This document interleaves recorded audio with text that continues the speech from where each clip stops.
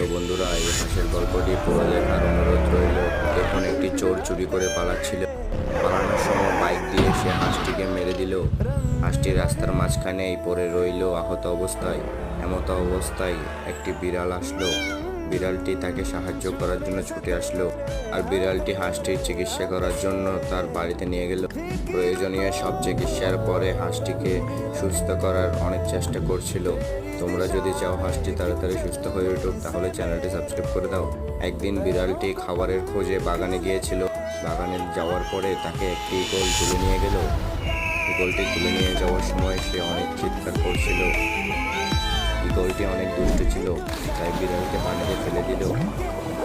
পানিতে ফেলার পরে হাঁসটি দৌড়ে দৌড়ে আসলো, আর দৌড়ে এসেই ঝাঁপ দিল পানিতে, আর বিড়ালকে রক্ষা করলো। তো বন্ধুরা, বিড়াল এবং হাঁসের জন্য একটি লাইক করে দিন।